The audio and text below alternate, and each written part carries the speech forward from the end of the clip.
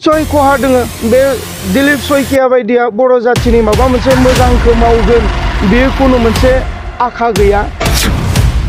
बे समफोराव प्रमद बर'आ बुङोमोन बिटिआर सुक्तिया 90% मावफुंजाबाय, दीपेन बर'आ बुङोमोन 80% मावफुंजाबाय।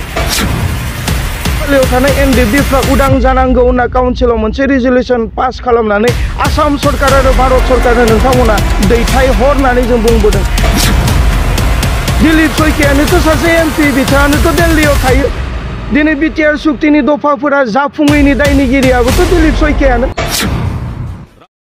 फैबाय थानाय लकसभा बिसायख'थि थामहिनबा गाबोन जानो गोनां जि एमपि इलेक्शन बेयाव साफ्रोमबो बर' रायजो राजाफोरखौ हान्थि मथनै भट होनो थाखाय जोङो बारग' एनडिएफबि आरो एक्स बिएलटिनिफ्राय जोङो खावलायहरगोन।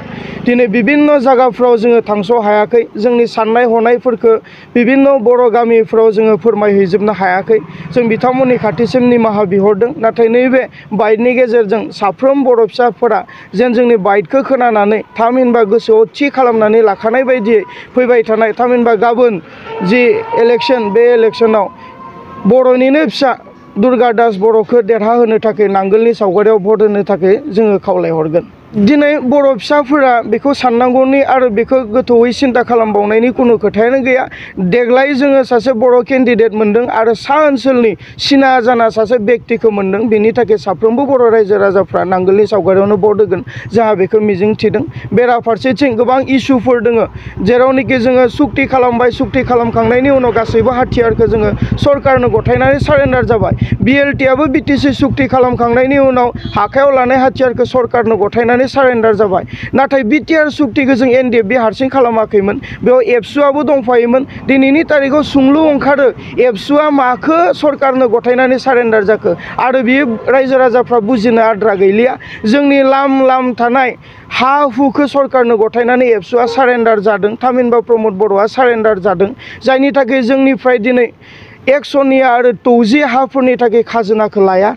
दा जों हानि थाखायनो जोङो दावहा नांबाय, हानि थाखायनो रोजा रोजा सुबुंफ्रा मुंख्लं जाबाय।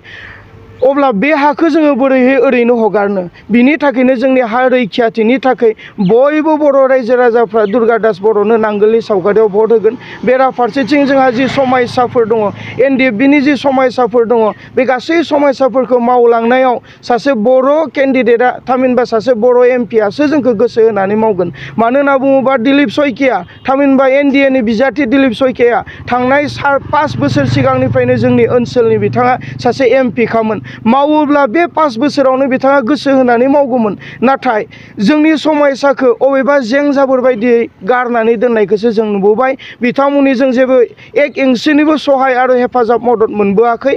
बिनि थाखाय जोंहा बुजिनो आद्रा गैला आरो बर' रायजो राजाफ्राबो बुजिनो आद्रा गैलिया। निस्सय खहा दोङो बे दिलीप सयकिया बायदिया बर' जाथिनि माबा मोनसे मोजांखौ मावगोन बे कुनु मोनसे आखा गैया। दिनै बिभिन्न बुंदोंब्लाबो खुगादों बुंदोंब्लाबो माहाबा निउस मिडियायाव बिभिन्न दल संगठनफोरा बुंदोंब्लाबो नाथाय सिङाव बिथांमोना नांगोलनि सावगारियाव भट होनानै बर'नि फिसा दुर्गा दास बर'खौनो देरहाहोनो थाखाय रेडि जानानै दङ। माखासे समफोराव प्रमद बर'आ बुङोमोन बिटिआर सुक्तिया 90% मावफुंजाबाय, दीपेन बर'आ बुङोमोन 80% मावफुंजाबाय आरो बिभिन्न गुबुन लिडारफ्रा 80-90% मावफुंजाबाय होनना बुङो। आरो दिनैनि तारिखाव मायोथो मावफुंनो थाखाय आरोबाव एनडिएनो भट होबावनांगौ? बिथांमोननि बुंनाय बायदिब्ला निउस मिडियायाव बुंनाय बायदिब्ला थांनाय समफोराव बिथांमोना बुंखाबाय जे 80-90% बिटिआर सुक्तिनि दफाफ्रा इमप्लिमेन्ट जाबाय होननानै बुंनायखौ जों नुबोबाय थादों। आरोबाव माखौथो इमप्लिमेन्ट खालामबावनो नांगौ? इमप्लिमेन्ट जायाखै होनना बुङोबा जेलाव थानायफोराल'सो गवाखै। दिनै बिथांमोनखौ सख'नो थाखाय बिथांमोना मोनसेबो रिजलिउसन लानो हाया। जों प्रमद बर'खौ गाद्दियाव जिरायजेननायनिफ्रायनो कुटार खावलायबोदों जे नोंथांमोना काउन्सिलाव मोनसे रिजलिउसन पास खालाम जे कुनु अजद गैयालाफानो जोबथेसालियाव थानाय एनडिएफबिफ्रा उदां जानांगौ होनना काउन्सिलाव मोनसे रिजलिउसन पास खालामनानै आसाम सरकार आरो भारत सरकारनो नोंथांमोना दैथायहरनानै जों बुंबोदों। दिनैसिम बे 4 बोसोराव प्रमद बर'आ बे मोनसे सेन्टेन्सनि रिजलिउसनखौनो लानो हायाखै। मानो हायाखै? मानोना दिलीप सयकिया बायदिनि आथिं हमनायखायनो बिथांमोना हायाखै। दिलीप सयकियानोथ' सासे एमपि, बिथाङानोथ' दिल्लीयाव थायो।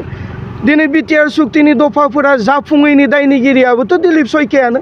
बिनि थाखाय बर' रायजो राजाफ्रा आरो बुजिनांगौ आद्रा गैलिया। बिनि थाखायनो नांगोलनि सावगारियाव भट होगोन।